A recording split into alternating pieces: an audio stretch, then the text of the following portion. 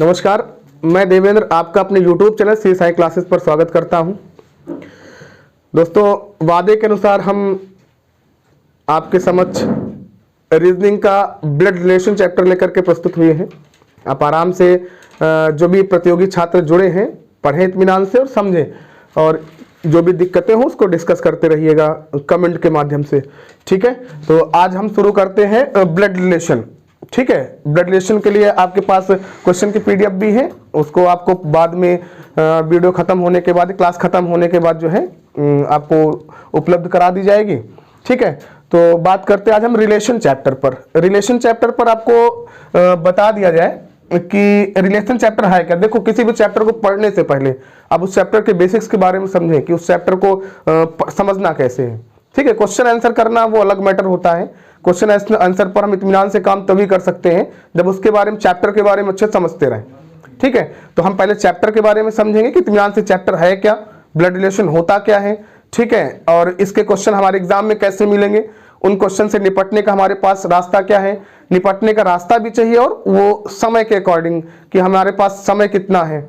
ठीक है, केवल प्रश्न को सॉल्व ही नहीं करना है, तो हमको उसको टाइम के अकॉर्डिंग सॉल्व करना है कि हम विद इन टाइम क्वेश्चन से टाइम के अंदर कैसे निकल सकते हैं। ठीक है, बहुत बार अब तो इस समय जो भी प्रतियोगी परीक्षाओं में क्वेश्चन पूछे जाते हैं उनका साइज थोड़ा सा लंबा होता है, 5-5, 6-6 लाइन के प्रश्न होते हैं। अगर हम उसमें उलझ जाएंगे तो फिर हम समय के अंदर प्रश्न का उत्तर दे नहीं सकते हैं। तो यहाँ पर पहले तो हम आज रिलेशन का पहला वीडियो है, ये पहली क्लास है। ठीक है, इसमें इत्मीनान से हम रिलेशन के बारे में समझेंगे, तनिक भी जल्दबाजी नहीं करेंगे। आप लोग पेन पेपर लेकर के और इत्मीनान से बैठे समझें, जो भी चीजें लगे कि हाँ ये नोट करने लायक है उसको नोट भी कर लीजिए, अन्यथा क्लास आपके चैनल पर पड़ी ही रहेगी, उसको जब भी आपको जरूरत समझ में आए आप उसको रिवर्स करके देख सकते हैं। ठीक है, तो ब्लड रिलेशन चैप्टर की अगर हम बात करें तो ब्लड रिलेशन होता क्या है। ठीक है, ब्लड रिलेशन कहीं कहीं ये केवल रिलेशन लिखा मिलता है, तो हमको समझना चाहिए पहले कि रिलेशन है क्या, रिलेशन का मतलब क्या होता है। इसका हिंदी रूपांतरण समझेंगे तो इसको रक्त संबंध कहते हैं। ठीक है, क्या कहते हैं, रक्त संबंध। रक्त संबंध से मतलब क्या है कि जो भी हमारे फैमिली रिलेशन होते हैं उन पर बात करेंगे।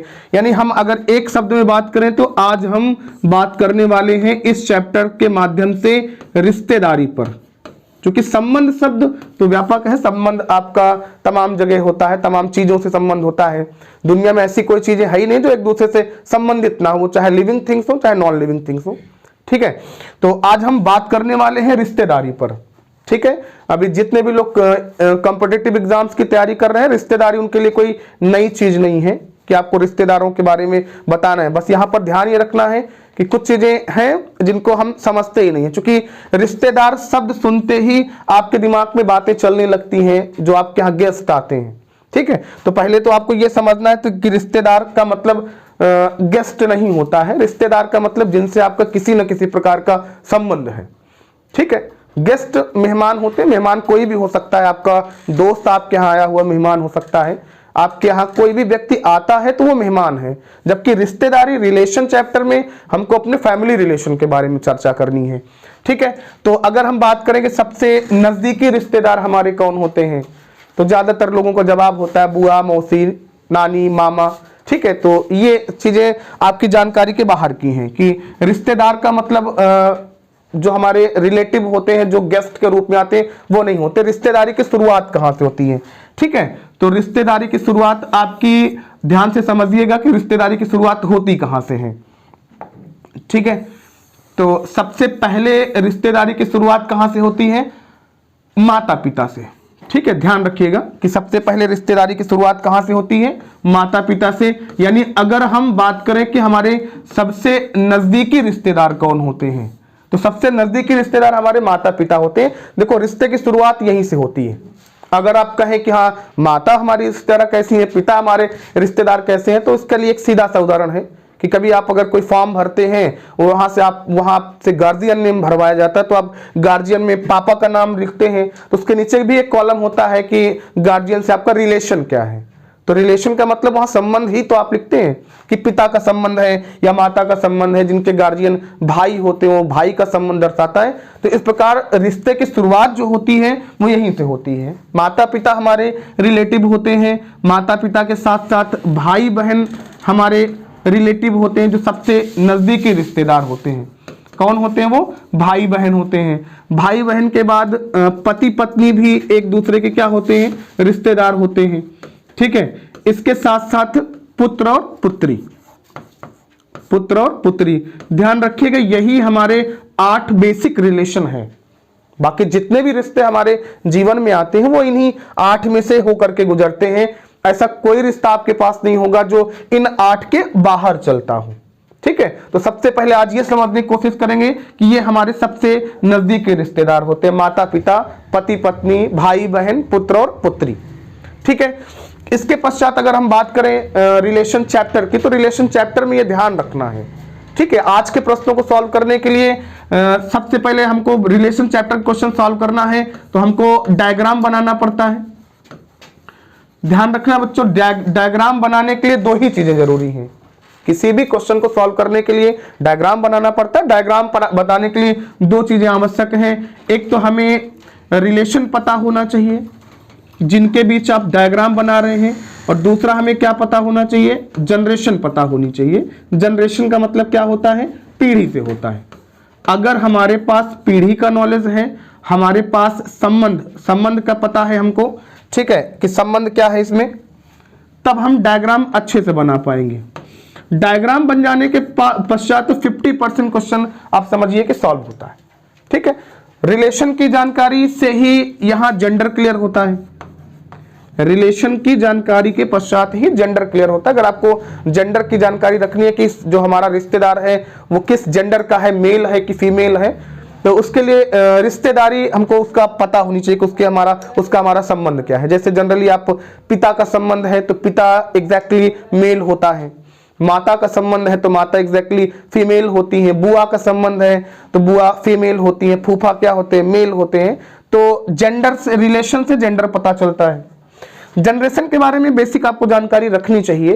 अगर आप कॉम्पिटिटिव एग्जाम्स में हैं तो बहुत कुछ आप टीचर के सहारे ही नहीं रह सकते। तमाम सारे संबंध हैं, जैसे पिता का संबंध है किस जनरेशन से है वो आपको पता होना चाहिए। इसके लिए हमें बताने की जरूरत नहीं है। ठीक है, फिलहाल चूंकि अब क्लास चल रही है, क्लास में पढ़ा रहे हैं तो भी बताना फर्ज भी है।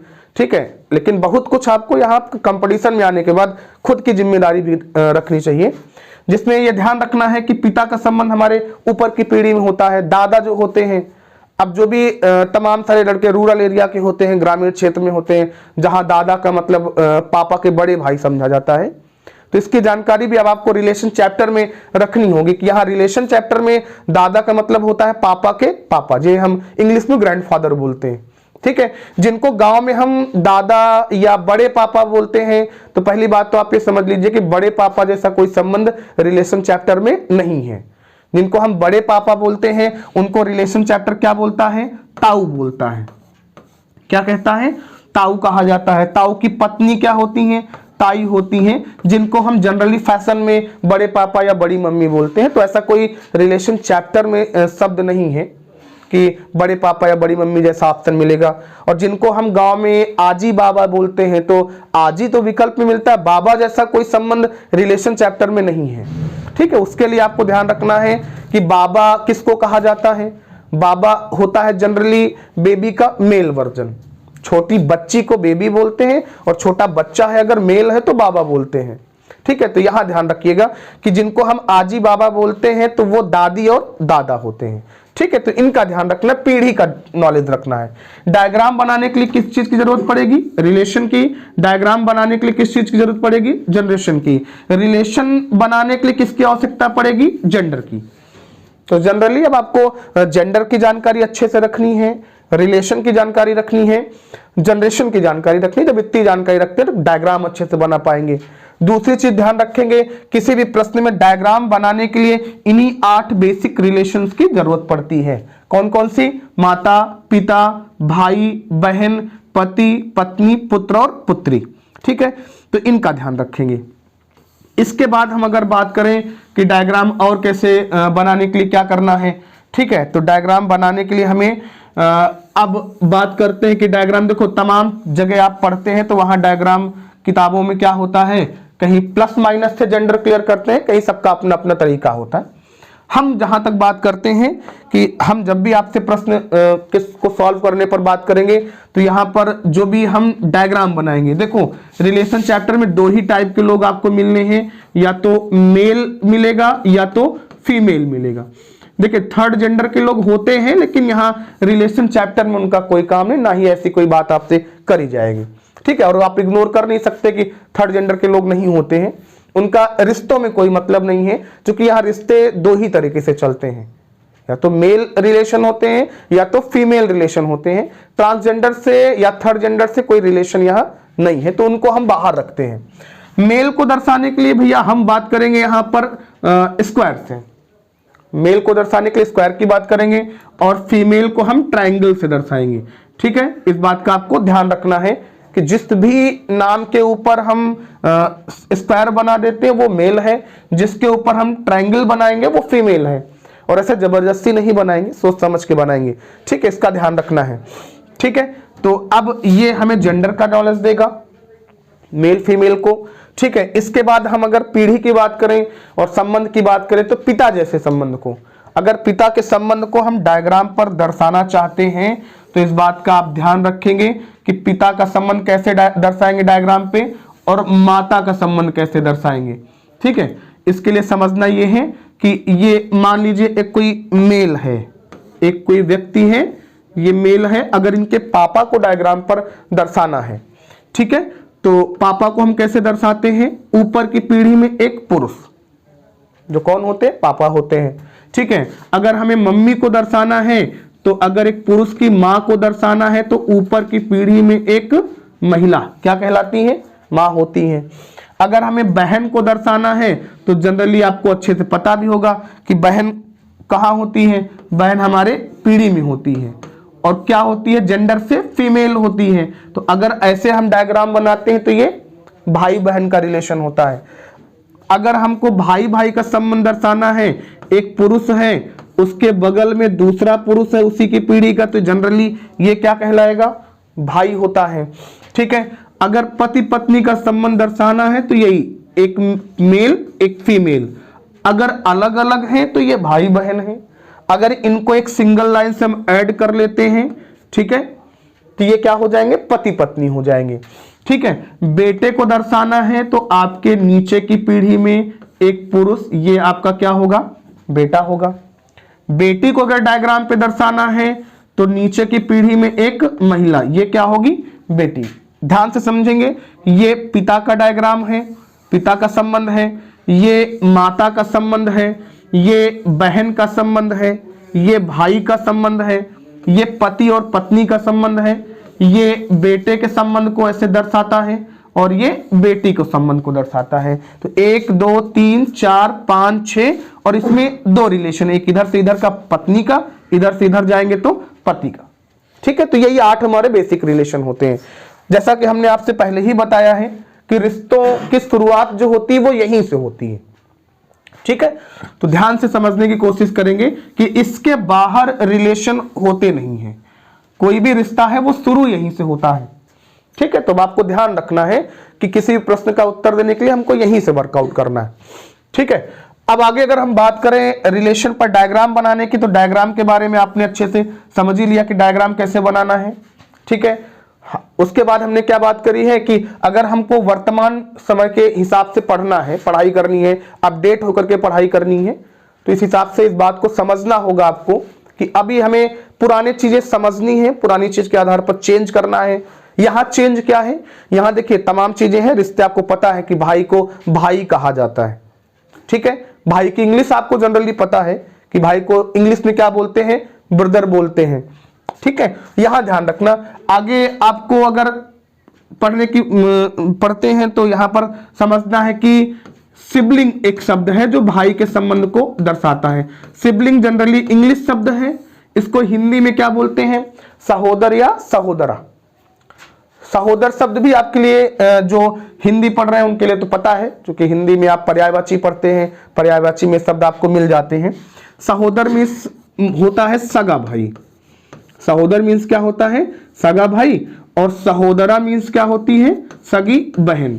तो ये अपडेट होकर के आपको पढ़ना। अब जनरली जैसे भाई का संबंध आपने निकाला, ठीक है, विकल्प में भाई है ही नहीं है, आप ब्रदर ढूंढते हैं इंग्लिश वर्जन में जाकर के, ब्रदर भी नहीं है, लिखा क्या है? सहोदर लिखा है, सहोदर की जानकारी आपको नहीं है, या सिबलिंग लिखा है, सिबलिंग की जानकारी आपको नहीं है, तो इससे आप क्या करते हैं? आते हुए प्रश्न भी छूट जाता है। तो अभी हम अपने आप को अपडेट करने के लिए क्या करेंगे? हर रिलेशन का इंग्लिश वर्जन पता होना चाहिए, हर रिलेशन का संभावित सारे नाम पता होने चाहिए कि कौन कितने समय कौन सा रिलेशन एग्जामिनर के मोड में है वो रख दिया है विकल्प में। तो इससे आपको निपटने के लिए ध्यान रखना है कि हम पढ़ाते वक्त आपको बीच बीच में जो भी रिलेशन आएगा वहां पर उसका आपको इंग्लिश वर्जन बताएंगे, संभावित उसके सारे नाम बताएंगे, ठीक है। जैसे बहन है तो बहन को बहन बोलते हैं, बहन को सिस्टर भी बोलते हैं, और अभी आपको पता चला कि बहन को सिबलिंग भी बोलते हैं, ठीक है। और सिबलिंग मीन्स क्या होता है? सहोदर या सहोदरा, जिसमें सहोदर सगा भाई होता है और सहोदरा सगी बहन होती है। ये तमाम जानकारी को ध्यान में रखते हुए आपने सीखा कि हमारे बेसिक रिलेशन क्या है, आपने ये देखा कि डायग्राम बनाने के लिए किन की आवश्यकता पड़ेगी, हमको रिलेशन की आवश्यकता पड़ेगी, जनरेशन की पड़ेगी, रिलेशन के लिए हमको किसकी आवश्यकता पड़ेगी? जेंडर की आवश्यकता पड़ेगी, ठीक है। तो तमाम सारी चीजें हैं। अब हम आते हैं अपने क्वेश्चन पर। देखो, किसी भी चैप्टर को पढ़ने के पीछे कारण आपका यही है कि क्वेश्चन सॉल्व करने हैं। क्वेश्चन सॉल्व ही नहीं करना, एग्जाम में सॉल्व करना है। एग्जाम में क्वेश्चन सॉल्व करते तो वहां दो चीजें चलती है एक साथ, एक तो एक्यूरेसी आपकी होनी चाहिए, दूसरा आपका जो है टाइम मैनेज होना चाहिए। क्वेश्चन एक्यूरेट सॉल्व हो, टाइम के अंदर सॉल्व हो। तो उसके लिए हम बात करते हैं आज की क्वेश्चन को सॉल्व कैसे करते हैं। देखिए, आप निश्चित रूप से ध्यान रखिएगा, ये भी समझिएगा कि अगर आप यहाँ हमसे जुड़ते हैं तो आपको क्वेश्चन एक तो एकदम अपडेटेड मटेरियल आपको मिलेगा, जितने भी क्वेश्चन मिलेंगे वो एकदम अपडेट क्वेश्चन आपको मिलेंगे, ठीक है। और उस पर सारी बातें जो हमारी होंगी वो विस्तार पूर्वक होंगी, और कतई पढ़ते समय जल्दबाजी आप नहीं करेंगे। देखिए, अभी जल्दबाजी करी कहाँ जाती है? प्रैक्टिस सेशन सॉल्व करते समय। अभी हम प्रैक्टिस सेशन भी आपके सामने लेके आएंगे, तो वहां ये सब बातें हम नहीं करेंगे कि इसके क्वेश्चन को सॉल्व कैसे करते हैं। अभी आप ध्यान रखेंगे पढ़ते समय, जब हम चैप्टर पर चर्चा कर रहे हैं तो आप विधिवत कमेंट करके डिस्कशन भी करते रहिए, ठीक है। अब प्रत्येक कमेंट का जवाब तुरंत तो आपको हो सकता है ना मिले, लेकिन आपकी हर बात का जवाब मिलेगा, ठीक है, इससे निश्चिंत रहिए, ठीक है। पहले क्वेश्चन पर आते हैं। लिखा है कि एक्स वाई का पति है, डब्ल्यू एक्स की पुत्री है, जेड डब्ल्यू का पति है, एन जेड की पुत्री है, ठीक है। तो पहला काम क्या करना है? क्वेश्चन नहीं पढ़ना है आपको। जो सबसे पहले स्टूडेंट क्या करते हैं, गलती यही करते हैं, क्वेश्चन मिलते ही पहले आप क्वेश्चन को पढ़ने लगते हैं, ठीक है। पढ़ने का काम आपको एग्जामिनेशन हॉल में नहीं करना है, आप वहां प्रश्न का उत्तर देने जाते हैं। तो सबसे पहले जरूरी क्या है कि आप प्रश्न पढ़ें। जनरली क्या होता है, लड़के ये पूरा यहां से लेकर के यहां तक की पूरी लाइन को ही प्रश्न समझ बैठते हैं। हर प्रश्न 2 स्टेप में होता है, इसका ध्यान रखिएगा। प्रश्न का मतलब और डेटा, दो चीजें आपको एक साथ क्वेश्चन में दी जाती हैं, ध्यान रखेंगे। यहां से इस क्वेश्चन में यहां से लेकर के यहां तक का मटेरियल ये आपका डेटा है। डेटा और क्वेश्चन में ध्यान रखना है। क्वेश्चन आपका कहां से शुरू होता है? यहां से, कि n का y से क्या रिश्ता है। आपके प्रश्न की शुरुआत कहां से होती है? यहां से शुरू होती है कि n का y से क्या रिश्ता है। तो अभी आप यहां ध्यान क्या रखेंगे कि क्वेश्चन और डेटा के बीच आप फर्क लगाएं, ठीक है। हम प्रश्न का जवाब देने गए हैं, तो प्रश्न का जवाब देने के लिए पहले प्रश्न हमारे पास होना चाहिए, ठीक है। प्रश्न हमारा क्या है? एक्स से लेकर के यहां तक प्रश्न नहीं है, हमारा प्रश्न यहां से शुरू होता है, n का y से क्या रिश्ता है। अच्छा, इससे बेनिफिट आपको क्या मिलेगा? अब n का y से क्या रिश्ता है? n हमारे पास यहां है, y यहां है। तो बहुत बार ऐसा होगा, भी तो ये छोटा सा क्वेश्चन है, ठीक है। बहुत बार होगा कि क्वेश्चन आपको 7-7, 8-8 लाइन का मिलता है, डेटा आपको 7-8 लाइन का दिया जाएगा, और वहां क्वेश्चन आपसे ये दिया गया, इसका जवाब हो सकता है आपको पहली दूसरी लाइन में ही मिल जाए। इसलिए ध्यान क्या रखेंगे कि हम पहले क्वेश्चन पढ़ते हैं। क्वेश्चन पढ़ लिया है तो अब हम डायग्राम के n यहां है और y यहां है, तो अब इसको कनेक्ट करने की कोशिश करेंगे। चलते हैं। जैसा कि आपको बताया है कि x y का पति है, तो गलती यहां नहीं करेंगे किसको पति बनाए किसको हम पत्नी बना दें, ठीक है। यहां पर आपको विधिवत बताया गया है, ठीक है। बताया क्या गया है कि एक्स वाई का पति है, यानी वाई एक पर्सन है और वाई का पति कौन है, यक्स है। तो पति कहां होता है, बराबरी में होता है और पुरुष होता है। अगर ये पति है तो एग्जैक्टली ये क्या होगी, पत्नी होगी। और हमने बता ही रखा है कि पति पत्नी को हम एक सिंगल लाइन से अटैच करके रखेंगे। ठीक है, तो ये एक्स वाई का पति है। डब्ल्यू एक्स की पुत्री है, तो एक्स यहां है, पुत्री नीचे की पीढ़ी में होती है और महिला होती है। ऐसा डायग्राम बना लेंगे। ठीक है, फिर लिखते हैं जेड डब्ल्यू का पति है, तो डब्ल्यू का पति, डब्ल्यू के बगल में एक पुरुष जो सिंगल लाइन से जुड़ा हो, ये जेड है, जेड डब्ल्यू का पति है। और एन जेड की पुत्री है, एन जो है वो जेड की पुत्री है। अब ये डायग्राम आपका कंप्लीट होता है। देखिए किताबों में आप देखेंगे तो तमाम सारी किताबें हैं जिसमें बहुत सारा तीर बना बना के रिलेशन लिख देते हैं और तीर बना करके वहां पर जेंडर लिख देते हैं। तो ऐसा कुछ नहीं करना है, ये आराम से आपकी जनरेशन आपको पता था, जेंडर पता था, डायग्राम कंप्लीट है। अब हम देखते हैं कि एन का वाई से क्या रिश्ता है। ठीक है, तो आपको पता ही है कि एन यहां है, वाई यहां है। अब यहां भी 4-5 तरीके से बातें आती हैं। एक तो लिखा गया एन का वाई से क्या रिश्ता है, एक लिखा जाता है एन से वाई का क्या रिश्ता है, एन से वाई का क्या रिश्ता है, एन से वाई का क्या रिश्ता है। ठीक है, एक लिख देते हैं एन और वाई का क्या रिश्ता है, एन और वाई का क्या रिश्ता है। ठीक है, फिर यहां पर एक लैंग्वेज आपके सामने आती है कि एन के साथ वाई का क्या रिश्ता है, एन के साथ वाई का क्या रिश्ता है। देखिए जब आप पढ़ रहे हो तो संभावित सारी चीजें यहां आपको देख लेनी चाहिए कि क्या क्या चीजें संभावित है, क्या क्या चीजें हमसे पूछी जाती हैं। ठीक है, जब हम प्रैक्टिस कर रहे होते हैं तो फिर वहां दुनिया की खुराफात नहीं करनी है, वहां सीधे हमें क्वेश्चन टारगेट करना है और उस क्वेश्चन को देख लेना है कि डेटा पर कहां मैच कर रहा है, सीधे वहां से डायग्राम बना के। अभी आपको देखेंगे आपकी बड़े से बड़े क्वेश्चन को हम विद इन सेकंड सॉल्व करते हैं। विद इन सेकंड का मतलब 1 सेकंड में नहीं, 4, 6, 10 सेकंड में हम सॉल्व कर लेते हैं क्वेश्चन को। देखिए ऐसा कहना कि हम पलक झपकते प्रश्न को सॉल्व कर लेंगे, ये केवल बातों में अच्छा लगता है। ठीक है, ऐसा कभी नहीं होता कि आप पलक झपके और बिना डायग्राम बनाए क्वेश्चन सॉल्व कर दें।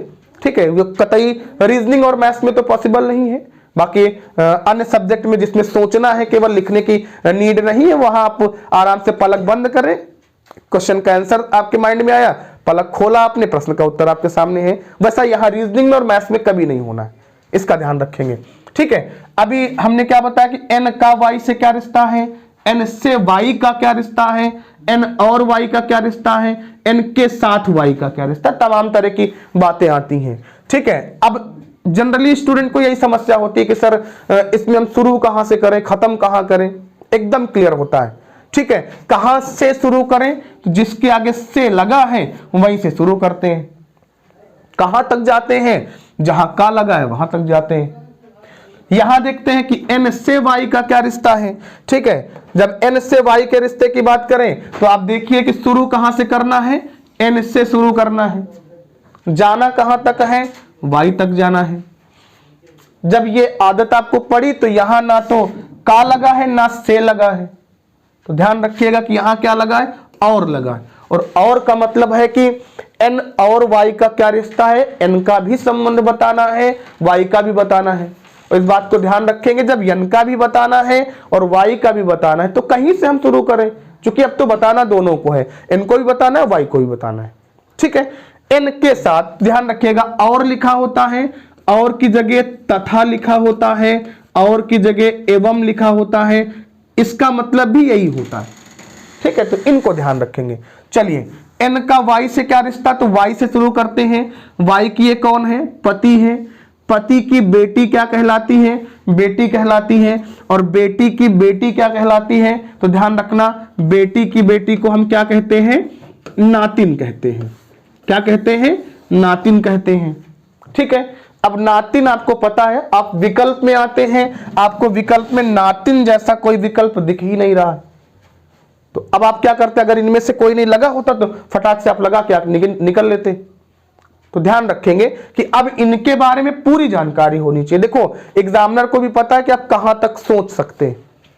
उसको भी पता है कि आप सोच कहां सकते हैं, कहां तक सकते हैं। तो नातिन एकदम सीधा सीधा विकल्प आपके सामने नहीं रख देता है। आज के टाइम में लगभग हर लड़का अपडेट होकर पढ़ाई करता है और एग्जामिनर भी अपडेट होते हैं, ठीक है। तो नातिन को और क्या बोलते हैं, इन सब चीजों की जानकारी होनी चाहिए। तो हो सकता है पूरी जानकारी हो तो इधर कुछ ना कुछ टकरा ही जाए। तो आइए देखते हैं इसकी पूरी जानकारी क्या है। पूरी जानकारी में ध्यान रखना, नातिन को, नातिन तो बोलते ही बोलते हैं, नातिन को पौत्री भी कहा जाता है। कहा जाता है, पौत्री भी कहा जाता है। नातिन को धेवती भी कहा जाता है।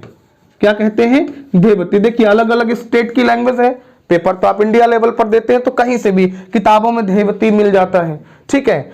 नातिन को दोहती भी कहा जाता है, ठीक है। संस्कृत शब्द है दौहित्र, ठीक है, उसी से ये बनता है दोहता और दोहती, इसका ध्यान रखेंगे। इनको नवासी भी कहा जाता है, ठीक है। देखिए नवासी भी ये विकल्प में लिखा मिलता है। कहीं कहीं देखो नवासा, जैसे कोई किसी पुरुष की शादी हुई, किसी लड़के की शादी जो ससुराल में रहने लगता है तो उसको भी नवासा बोलते हैं। लेकिन यहां नवासा का मतलब नाती या पोते से होता है, नवासी का मतलब नातिन या पोती से होता है, ठीक है। फिर यहां क्या बोलते हैं, इसे ग्रैंड डॉटर भी इंग्लिश में कहा जाता है। इंग्लिश में इसको क्या बोलते हैं, ग्रैंड डॉटर कहा जाता है। नहीं ग्रैंड डॉटर मिलता है तो एटलीस्ट ग्रैंड चाइल्ड भी हम बोल देते हैं। ग्रैंड चाइल्ड देखो कब बोलते हैं, जब हमें जेंडर क्लियर नहीं होता है, मेल है कि फीमेल है। जब ये जेंडर नहीं क्लियर होता और ये पता है कि ये हमारी संतान की संतान है तो हम वहां ग्रैंड चाइल्ड बोल देते हैं। और इस बात का ध्यान रखिएगा कि ग्रैंड डॉटर नातिन के साथ साथ पोती को भी बोलते हैं। ग्रैंड डॉटर नातिन के साथ साथ पोती को भी बोलते हैं, इसलिए इनके सिमिलर ये भी होता है। इन सबकी गैर मौजूदगी में हम पोती को भी टिक कर सकते हैं, जैसा कि यहां विकल्प में दिया है। और पोती किस विभाग पर टिक करेंगे, सिमिलर रिलेशन के आधार पर, ठीक है। तो यहां पर आप कतई ये नहीं कहेंगे कि विकल्प ही गलत है, यहां पर पोती को आप आराम से टिक कर सकते हैं। किस वजह से ये सही होगा, सिमिलर रिलेशन की वजह से, क्योंकि ग्रैंड डॉटर मींस नातिन भी होता है और ग्रैंड डॉटर मींस पोती भी होता है, ठीक है। तो यहां पर क्या लगाएंगे, पोती को टिक करेंगे और पोती आपका परफेक्टली एकदम क्लियर आंसर होगा, ठीक है। देखो इनमें से कोई नहीं की बात जब करें कि इनमें से कोई नहीं तब लगाते हैं जब इनमें से कोई विकल्प हमारे पास ना हो। जब इनमें से कोई विकल्प हमारे पास नहीं होता तब हम क्या टिक करते हैं, इनमें से कोई नहीं। यहां तो इनमें से कोई नहीं जैसा विकल्प ही नहीं है, तो या तो आप ये कह के निकल आते वहां से कि विकल्प सारे गलत लिखे हैं, ये कह के वहां से निकलते कि विकल्प गलत लिखे हैं, ठीक है, इसकी वजह से छोड़ देते। जबकि सही जवाब इसका क्या है, पोती होगा। किस वजह से होगा, ग्रैंड डॉटर को नातिन के साथ साथ पोती भी कहा जाता है और साथ साथ इतने नामों से जानते हैं, नातिन बोलते हैं, पौत्री बोलते हैं, धेवती बोलते हैं, दोहती बोलते हैं, नवासी बोलते हैं, ग्रैंड डॉटर बोलते हैं और एटलीस्ट ग्रैंड चाइल्ड भी कहते हैं, ठीक है। तो ध्यान रखेंगे इस प्रश्न का जवाब यहां से क्या निकला, पोती। अगर कहता एन से वाई का क्या रिश्ता है तो फिर एन से शुरू करते, एन से शुरू करते तो ये कौन है, पापा है। पापा की पत्नी कौन होती है, मम्मी है। मम्मी के ऊपर की पीढ़ी में यानी मम्मी के पिताजी हैं, उनको क्या बोलते हैं, नाना। नाना की पत्नी को क्या बोलते हैं, नानी। अगर केवल का को उठा के यहां के बजाय हम यहां रख दें, ठीक है, तो ध्यान रखना कि रिलेशन पूरा चेंज हो जाना है। अब इसमें हम शुरुआत एन से करेंगे, वाई तक जाएंगे, तो ध्यान रखेंगे एन से वाई तक जाने में रिलेशन क्या आया, नानी का आया। अब नानी को जनरली अभी तक आप नानी ही जानते हैं, ठीक है।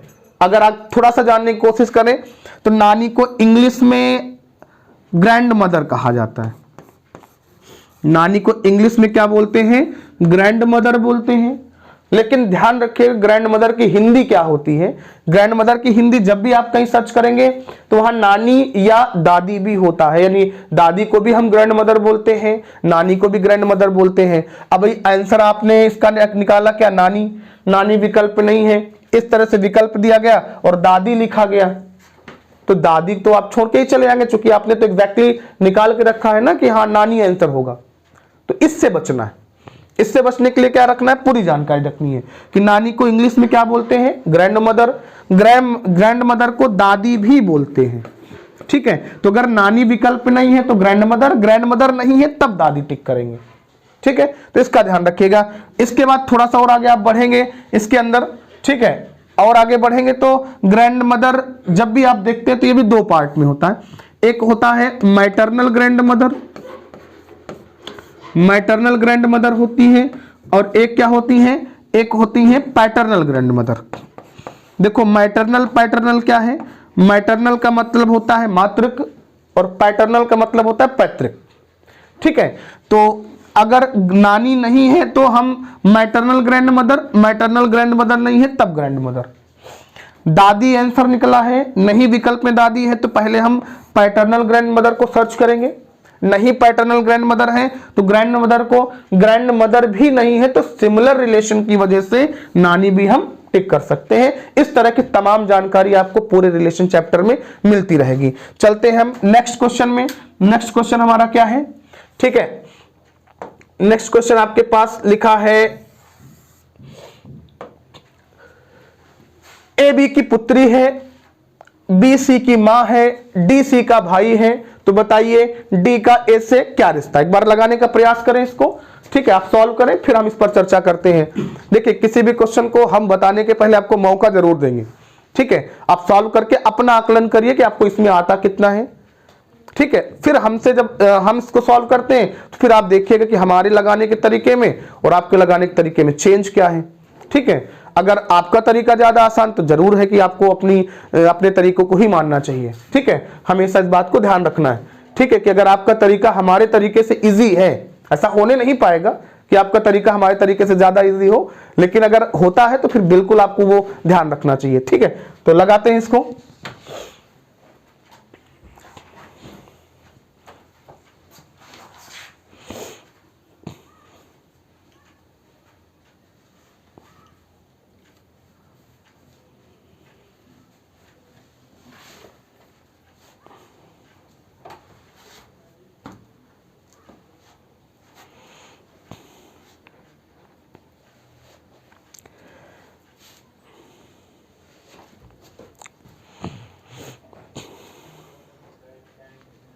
चलिए सॉल्व हो गया। आइए बात करते हैं, फिर हम लौट के उसी बात पर आते हैं कि आप सबसे पहले एक क्वेश्चन आपने पढ़ा होगा, ध्यान रखिए गलती आप ना दोहराएं, ठीक है। देखिए ऐसी कोई आप लत अपनी नहीं लगाएंगे जिसको बाद में छोड़ना पड़े, ठीक है, ऐसी कोई लत आपको नहीं लगानी जिसे बाद में छोड़ना पड़े। सबसे पहले आप किसी भी क्वेश्चन में क्वेश्चन और डेटा में फर्क लगाना सीखिए कि हमारा क्वेश्चन क्या है, डेटा क्या है। ध्यान रखना जो हमसे पूछा गया वही हमारा क्वेश्चन है, बाकी ये पूरा यहां से लेकर के यहां तक आपका क्या है, डेटा है। इस वर्ड से लेकर के यहां तक क्या है, डेटा है। क्वेश्चन आपका इतना ही है कि डी का ए से क्या रिश्ता है, ठीक है, क्वेश्चन आपका यह है कि डी का ए से क्या रिश्ता है, ठीक है। अभी इसको धीरे धीरे पढ़ते रहिएगा, आगे आपको इसका बेनिफिट मिलेगा कि क्वेश्चन पढ़ के तब हम शुरू करें, इससे फायदा क्या होना है। अभी तो ये छोटे क्वेश्चन हैं, इनसे आप इसको सीखते रहिए, ठीक है। जैसे कह रहा है कि डी का ए से क्या रिश्ता है, तो ध्यान रखिएगा डी यहां है, ए यहां है, हमको इन्हीं को कनेक्ट करना है, ठीक है। चलते हैं, ए बी की पुत्री है, किसकी पुत्री, बी की, तो बी को बना लेते हैं, बी, ये बी की पुत्री है, ठीक है, ध्यान रखिएगा बी की पुत्री, तो बी की पुत्री यानी बी के नीचे की पीढ़ी में, बी के नीचे की पीढ़ी में एक महिला है जिसका नाम क्या है, ए है, ए बी की पुत्री है। कुछ भी लिखने की आवश्यकता नहीं, बस डायग्राम आप बनाते हैं, सारा डेटा क्लियर है कि नीचे की पीढ़ी में पुत्र और पुत्री होते हैं। पुत्र स्क्वायर से दर्शाए जाते हैं, पुत्रियां ट्रायंगल से। ये हमारा अपना तरीका है, बाकी आप कई किताबों में देखेंगे, कई लोगों को पढ़ाने का तरीका देखेंगे तो कोई प्लस से पुरुष को, माइनस से महिला को दर्शाता है। हम फिलहाल स्क्वायर से मेल को और ट्रायंगल से फीमेल को दर्शाएंगे, ठीक है। फिर लिखते हैं बी सी की मां है, देखिए बी मां है, मां का मतलब महिला है, किसकी मां है, सी की मां है, तो सी ऊपर की पीढ़ी में होगा, ठीक है, वो सी यहां और बी यहां। डी सी का भाई है, तो सी का एक भाई है जिसका नाम क्या है, डी है। यहां कतई सी का जेंडर क्लियर नहीं हो रहा है, ना ही आपको जेंडर क्लियर करने के चक्कर में पड़ना है, ठीक है। चलते हैं, डी का ए से क्या रिश्ता है, तो डी का रिश्ता ए से, ध्यान से देखेंगे, ए के बगल में ये भाई या बहन होगा, उसका भाई है, तो ये ए का कौन है, भाई है। डी ए का क्या है, भाई है। विकल्प में आते हैं, भाई हमारे सामने लिखा है, टिक करते हैं, आगे निकलते हैं। अगर विकल्प में भाई ना होता तब क्या करते, उसके लिए ध्यान रखना, पूरी जानकारी रखेंगे कि भाई को इंग्लिश में क्या बोला जाता है, ब्रदर बोलते हैं। अगर ब्रदर भी विकल्प में नहीं है तब अब आपको अपनी जानकारी को अपडेट रखते हुए समझ लेना है कि भाई को सिबलिंग भी बोलते हैं। लेकिन इस बात का भी ध्यान रखना है कि सिबलिंग मीन्स सगा भाई या बहन होता है, यानी सगा भाई को भी हम सिबलिंग बोलते हैं, सगी बहन को भी सिबलिंग बोलते हैं। सिबलिंग की हिंदी देखते हैं तो ये क्या है, सहोदर, जबकि सिबलिंग मीन्स सहोदर या सहोदरा दोनों होता है। सहोदरा का मतलब है कि सगी बहन, सहोदर का मतलब सगा भाई। ठीक है, तो भाई है विकल्प में तो भाई को टिक करेंगे। अगर भाई विकल्प में नहीं है तो ब्रदर टिक करेंगे, ये भी नहीं है तो सिबलिंग टिक करेंगे, सिबलिंग भी नहीं है तो सहोदर टिक करेंगे। जब इतनी जानकारी आप अपने पास रखते हैं तो कहीं से आपको धोखा नहीं होगा, इस बात का ध्यान रखें। तो एक प्रश्न ये आपका रहा। नेक्स्ट क्वेश्चन की तरफ चलते हैं। ठीक है, इनको सॉल्व करने की कोशिश करिएगा। के टी का भाई है, एम के की मां है, डब्ल्यू एम का भाई है, तो डब्ल्यू किस प्रकार टी से संबंधित है, डब्ल्यू किस प्रकार टी से संबंधित है, लगाने की कोशिश करिए।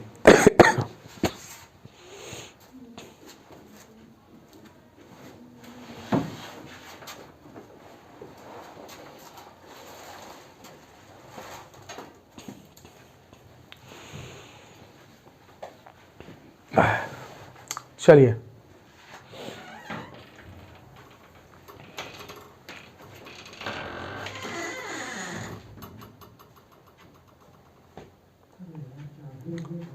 बताया जाए।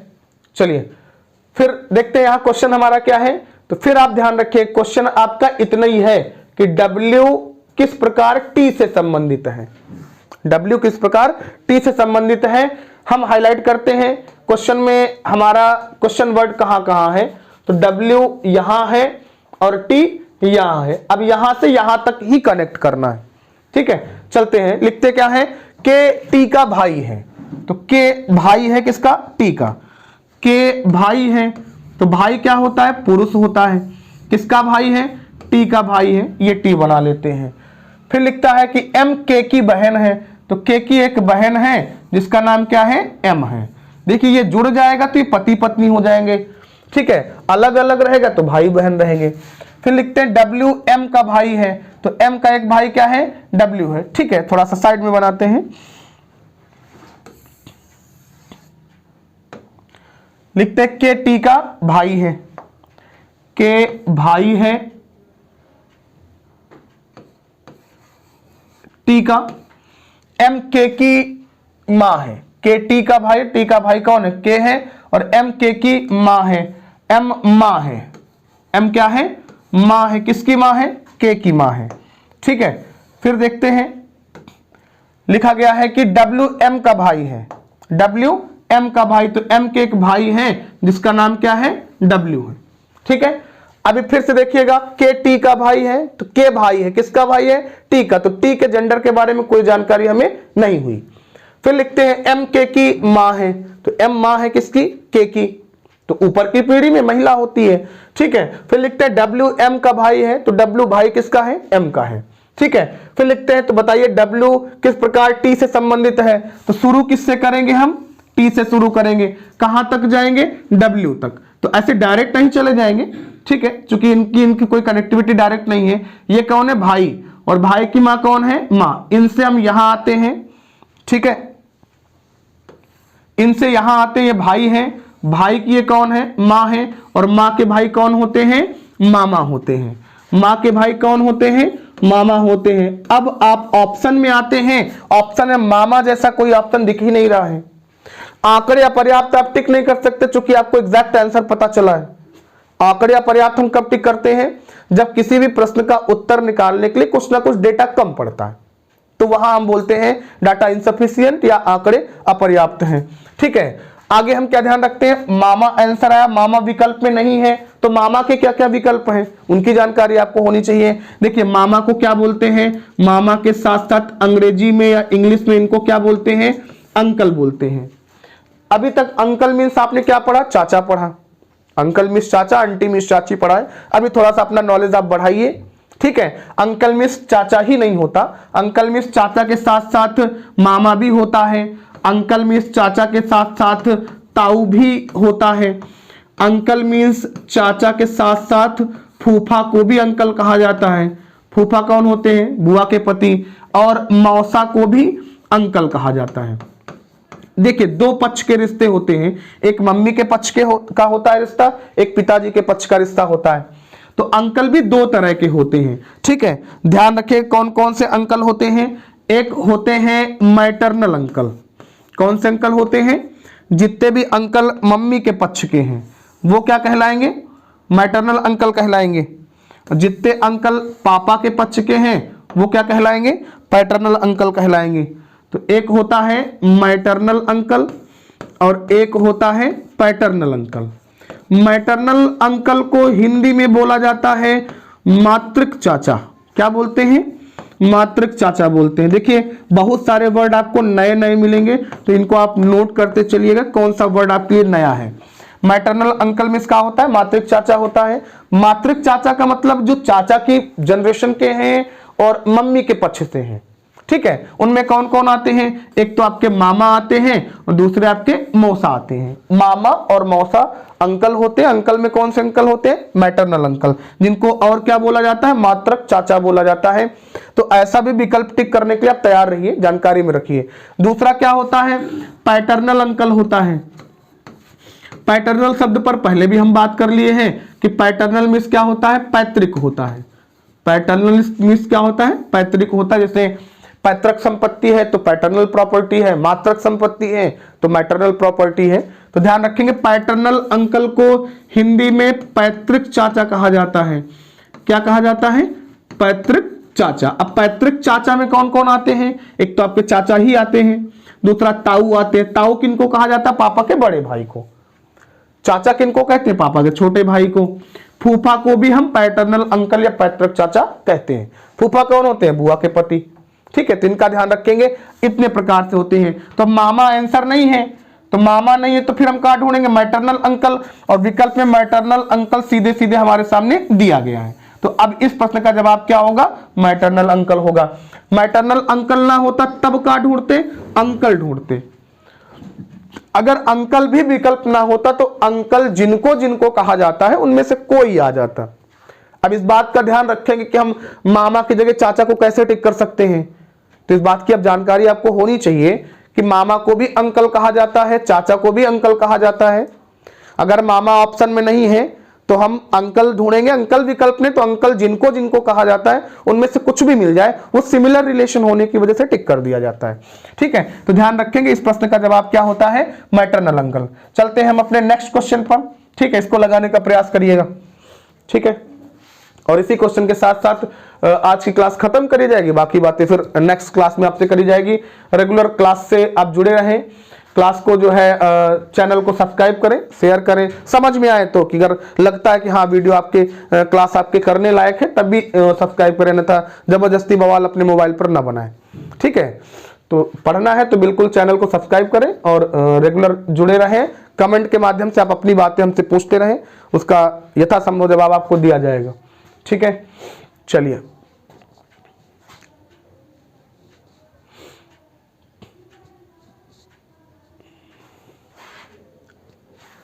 बताइएगा।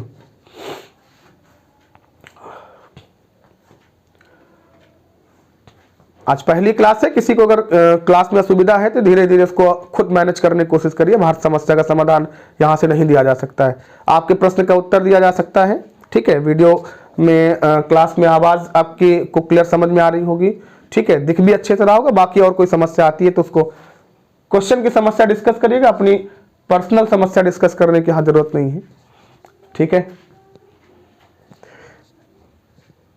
बताया जाए, ठीक है। चलिए यहां फिर हम अगर बात करें कि क्वेश्चन हमारा क्या है, तो क्वेश्चन आपका क्या है, तो ये थोड़ी सी जानकारी आपको हमने पहले से दी है, लगातार देते चले आ रहे हैं कि यहां से लेकर के यहां तक का मटेरियल कतई क्वेश्चन नहीं है।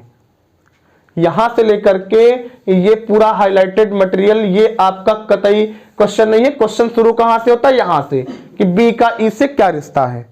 तो अभी आप क्वेश्चन और डेटा में फर्क लगाने की कोशिश करिए। जब आप क्वेश्चन और डेटा में फर्क लगा ले जाएंगे, निश्चित रूप से क्वेश्चन सॉल्व करने में टाइम आपको कम लगेगा। ठीक है, तो बी का ई से क्या रिश्ता है, तो ध्यान रखेंगे बी यहां है और ई यहां है, बी यहां है और ई यहां है। देखिए कतई ये जरूरी नहीं होता है कि आप फर्स्ट लाइन से शुरू करें लास्ट लाइन तक जाएं। अगर आप एक अच्छे कंपटीटर हैं तो आप पहले तो क्वेश्चन टारगेट करिए, क्वेश्चन टारगेट करने में जो भी डेटा क्वेश्चन में दिया उसको कनेक्ट करने की कोशिश करिए। अगर उसको कनेक्ट करने में मजबूरन पूरा डेटा यूज करना ही पड़ता है तो कोई दिक्कत नहीं, करना तो हमें था ही। हो सकता है कि आपको उस क्वेश्चन को सॉल्व करने में पूरा डेटा ना यूज करना पड़े, तो नहीं जो पूरा डेटा यूज करना तब आप आराम से टाइम आपका मैनेज हो जाएगा। और जिनको लत लगी कि नहीं हम पहली लाइन से आखिरी लाइन तक वर्कआउट करेंगे, तो करते भी हैं, समय गंवाते भी हैं। इसीलिए ज्यादातर लोग पूरा, अगर 10 लाख लोग एक पेपर में बैठे, वैकेंसी पता लगा 10,000 है, तो बाकी लोग तो छटते भी हैं, वो वही वाले होते हैं जो पहली लाइन से आखिरी लाइन तक पढ़ने वाले होते हैं। तो आपको निश्चित रूप से अगर सिलेक्शन लेना है तो फिर आपको थोड़ा सा टेक्निकल पढ़ना पड़ेगा। टेक्निकल पढ़ने का मतलब यह है कि आपको यहां देखना है कि हम कितना कम से कम काम करके प्रश्न का उत्तर दे ले जाएं। ठीक है, तो वहां पर क्या है, जैसे लिखा बी का ई से क्या संबंध है, तो बी यहां है, ई यहां है, तो हम पहली लाइन से शुरुआत ना करके हम यहां से शुरुआत करते हैं जहां से हमें बी जल्दी मिल जाता है। डी बी का बेटा है, तो बी का बेटा कौन है, डी है, यानी बी के नीचे की पीढ़ी में एक पुरुष है जिसका नाम क्या है, डी है। ठीक है, फिर लिखता है ई ए का भाई है, ई ए का भाई है, और अभी हमको ई की कोई जानकारी नहीं दी। आगे बढ़ते हैं, लिखा यदि सी डी की बहन है, सी क्या है, बहन है किसकी, डी की, सी बहन है डी की, तो डी बना था सी बना लेते हैं, और ए सी का पिता है, तो सी के पिता कौन है, ए है। अब आपको खुद ध्यान रखना है कि बी का ई से क्या संबंध है, तो आगे ई ए का भाई है, ए का भाई कौन है, ई है।